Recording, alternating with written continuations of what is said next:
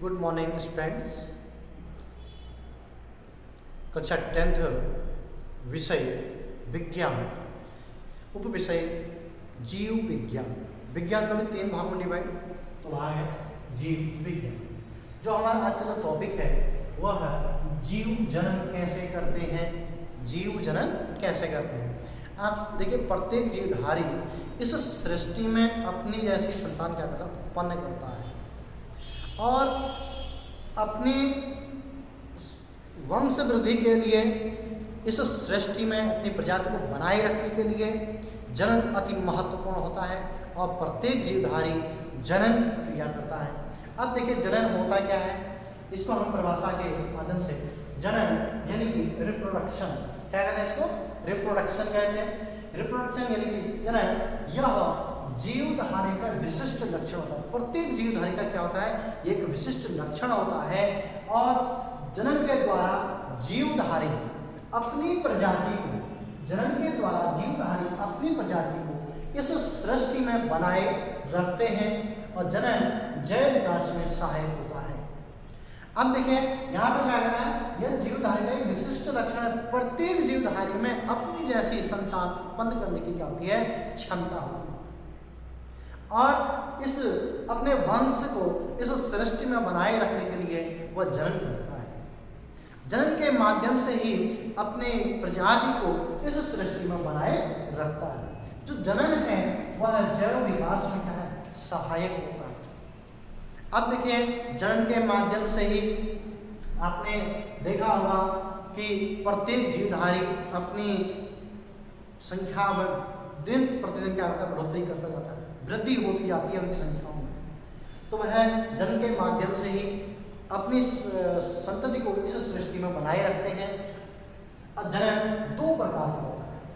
अब इससे समझने से पहले देखिए, यहाँ पर फिर चर्चा वही होती है जैसे एक कोशिकीय जीव, बहुकोशिकीय जीव और इनमें किस प्रकार का जनन पाया जाता है। जैसे जनन को हमने 2 भागों में डिवाइड किया। पहला है अलैंगिक जनन, जिसको क्या कहते हैं, असेक्सुअल रिप्रोडक्शन। दूसरा है लैंगिक जनन। लैंगिक जनन को बोलते हैं सेक्सुअल रिप्रोडक्शन। अब देखिए, अलैंगिक जनन के अंतर्गत हम देखते हैं कि इसमें लैंगिक अंगों की आवश्यकता नहीं होती है और अलैंगिक जनन में एक ही जीव के द्वारा दूसरी नई संतति का निर्माण होता है। इसे हम द्विखंडन, जैसे हम बाइनरी फिशन कहते हैं, बहुखंडन, मल्टीफिशन, पुनरुत्पादन, रीजनरेशन, बीजाणु जनन आदि में इसको हम विभाजित कर सकते हैं। जबकि लैंगिक जनन में क्या होता है कि इसमें लैंगिक अंगों की आवश्यकता होती है और इस क्रिया के लिए यहाँ पर नर और मादा दोनों का होना अति आवश्यक होता है। इसमें जिस प्रकार से अलैंगिक जनन देखा, एक ही जीव के द्वारा नई संतति का निर्माण हो रहा था, लेकिन यहाँ पर दूसरे जीव की भी आवश्यकता होती है। अगर हम जैसे पुष्प पर बात करते हैं, पेड़ पौधों में अगर बात करते हैं, तो उनकी जो संरचना होती है वो पुष्प में होती है। किसमें पाई जाती है, पेड़ पौधों में पुष्प में पाई जाती है। जब हम इसके पुष्पों को देखते हैं तो उसमें क्या होता है कि जो तंत्र में जो संरचनाएं होती हैं, जिन्हें हम क्या कहते हैं, पुंकेसर कहते हैं।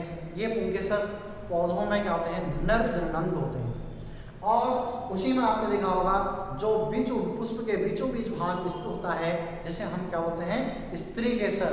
ये स्त्री केसर जो पार्ट्स है, इसे हम मादा जननांग कहते हैं।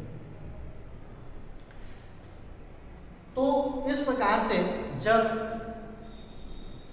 पुंकेसर में परागकोश एक संरचना पाई जाती है, उसके ऊपर की जो घुंडीनुमा जो संरचना होती है उसको परागकोश कहते हैं। परागकोश में क्या होते हैं, परागकण, जिसको हम नरयुग्मक कहते हैं। ये नरयुग्मक जो होते हैं वह यहाँ परागकोश से वर्तिकाग्र में पहुँचते हैं। जब वर्तिकाग्र में पहुँचेंगे उस क्रिया को पॉलिनेशन कहते हैं। क्या कहते हैं, परागण कहते हैं।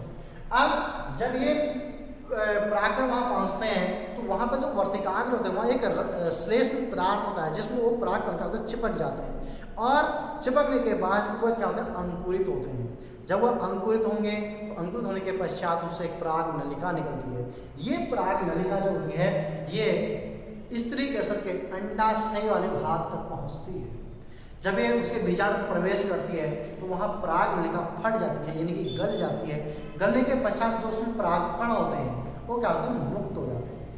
उनके मुक्त होते ही वह अंडाणु के साथ निषेचन की क्रिया को प्रारंभ करते हैं। इस प्रकार से पौधों में क्या होता है, लैंगिक जनन होता है। अगर हम अलैंगिक जनन की बात करते हैं, अलैंगिक जनन में देखिए पहला है द्विखंडन।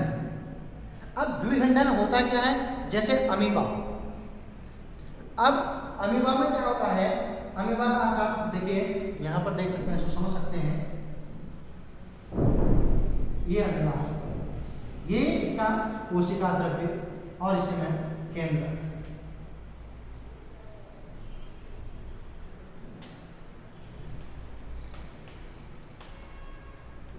केंद्र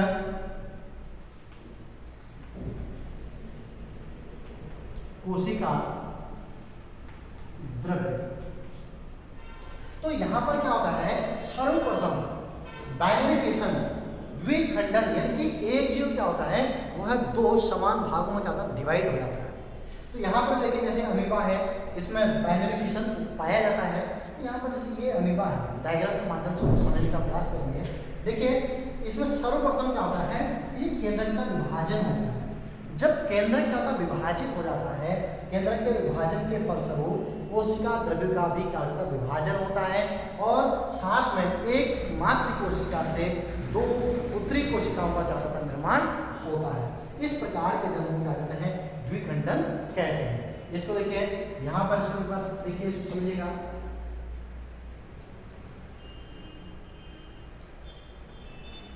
ये अमीबा, ये केंद्रक। अगले स्टेज में क्या होगा, ये केंद्रक बढ़ता हुआ दिखाई देगा। जो केंद्रक है दो भागों में डिवाइड होता हुआ दिखाई देगा।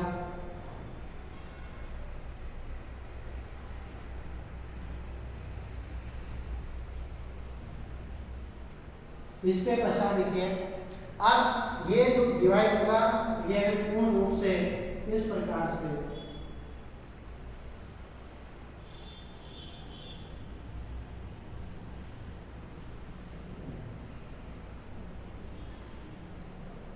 जब केंद्रक का जब विभाजन हो जाता है तो इस केंद्रक के विभाजन के पश्चात कोशिका द्रव्य का भी क्या होता है, विभाजन हो जाता है। और इस प्रकार से दो नई संतति कोशिकाओं का क्या होता है, निर्माण हो जाता है। इसे बोलते हैं बाइनरी फिशन। डायग्राम दिखाई नहीं दे रहा होगा आपको, ये देखिए। सर्वप्रथम क्या था, ये एक अमीबा जो एक कोशिका जंतु है, एक कोशिका यानी कि ऐसे जंतु जिनका शरीर एक कोशिका से बना होता है, वह एक कोशिका जंतु कहते हैं। समस्त जैविक जो भी क्रियाएं होती हैं, चाहे वह पाचन हो, उत्सर्जन हो, ये श्वसन हो, ये सभी क्रियाएं क्या होती हैं, एक ही कोशिका के द्वारा क्या होती हैं, संपन्न होती हैं।